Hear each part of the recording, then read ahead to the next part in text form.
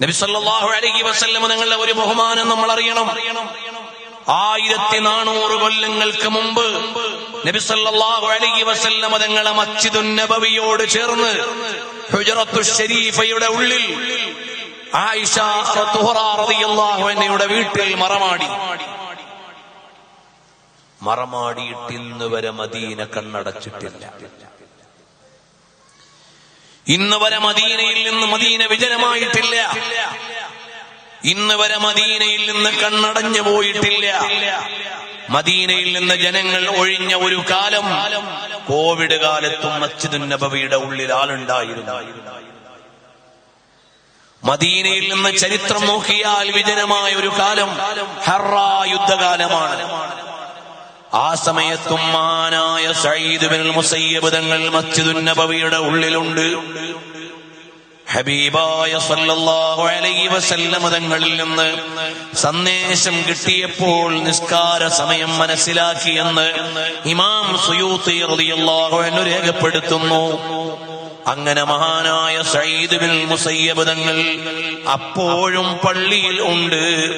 ലോകത്ത് വേറെ ഏതെങ്കിലും ഒരു നേതാവുണ്ടോ മറമാടിയിട്ട് ഇന്ന് വരെ വിജനമാകാത്ത ഒരു സ്ഥലം? എപ്പോഴും ജീവനാണ് മദീനയ്ക്ക്. എപ്പോഴും മദീനയിൽ ആളുകൾ കണ്ണു തുറന്നിരിക്കുകയാണ്. നമ്മളെ ഏറ്റവും കൂടുതൽ ആശ്ചര്യപ്പെടുത്തുന്ന ഒരു കാര്യമുണ്ട്.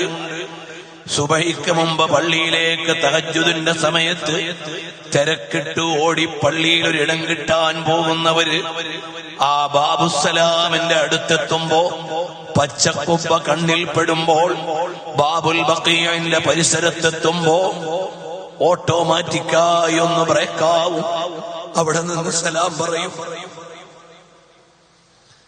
സുബഹി കഴിഞ്ഞിറങ്ങുമ്പോൾ മുവാജഹയിൽ വന്ന് സലാം പറയും. അതേ ആള് മുഹറിന് വരുമ്പോഴും സലാം പറയും. അതേ ആള് അസ്റിന് വരുമ്പോഴും സലാം പറയും. അതേ ആള് മഗ്രിബിന് വരുമ്പോഴും സലാം പറയും. അതേ ആള് ഇശാഇന് വരുമ്പോഴും സലാം പറയും. ഇതുപോലെ അഭിവാദ്യം ചെയ്ത് മതിയാകാത്ത ഒരു സാന്നിധ്യം വേറെ ആരാണ്? ഞാൻ എന്റെ മുഅ്മിനീങ്ങളോട് ചോദിക്കട്ടെ, നമ്മുടെ ജീവിതത്തിൽ നമ്മൾ ഏറ്റവും കൂടുതൽ സലാം പറഞ്ഞത് ആർക്കാണ്? റസൂലുള്ളാഹി സ്വല്ലല്ലാഹു അലൈഹി വസല്ലം. ഒരു സാധാരണ മുസ്ലിം 5 നേരത്തെ ഫർദ് മാത്രം നിസ്കരിക്കുന്ന ഒരു മുസ്ലിം പോലും 9 പ്രാവശ്യം സലാം പറയുന്നുണ്ട്. അസ്സലാമു അലൈക അയ്യുഹൻ നബി. എന്റെ വീട്ടിൽ എന്റെ ഉമ്മയുണ്ട്. എല്ലാ ദിവസവും ഞാൻ വീട്ടിൽ നിന്ന് പോകുന്ന ആളാണെങ്കിൽ പോലും 1, 2, 3, 4 തവണ സലാം പറയാൻ പറ്റിയേക്കും. എന്നാൽ മുടങ്ങാതെ നിത്യേന ഏറ്റവും മിനിമം 9 പ്രാവശ്യം സലാം പറയുകയാണ്, അഭിവാദ്യം ചെയ്യുകയാണ്. റഹ്മത്തുൽ ലിൽ ആലമീൻ റസൂലുള്ളാഹ് സ്വല്ലല്ലാഹു അലൈഹി വസല്ലം. അതിനെന്ത് വേണം? അത്തഹിയ്യാത്തിൽ സലാം പറയുമ്പോൾ ഇതെന്റെ പുണ്യ നബി സല്ലല്ലാഹു അലൈഹി വസല്ലം കേൾക്കുന്നുണ്ട്, കാണുന്നുണ്ട് എന്ന വിശ്വാസം വേണം. അപ്പോഴാണ് അത് അഭിവാദ്യമാകുന്നത്. ഹുജ്ജത്തുൽ ഇസ്ലാം അബൂ ഹാമിദ് അൽ ഗസാലി തങ്ങൾ പറഞ്ഞതുപോലെ അബ്ദുല്ലാഹി ഇബ്നു അലവി അൽ ഹദ്ദാദ് റളിയല്ലാഹു അൻഹു അവിടുത്തെ ഐനിയയിൽ പറഞ്ഞു, അക്കാലത്ത് ജീവിച്ചിരുന്ന 4 മഹാന്മാർ അവരാരാണ്? അവര് സലാം അത്തഹിയ്യാത്തിൽ സലാം പറയുമ്പോൾ സലാം മടക്കുന്നത് കേൾക്കുന്നവരായിരുന്നു. അവർ സലാം മടക്കുന്നത് അവർക്ക് കേൾക്കാമായിരുന്നു.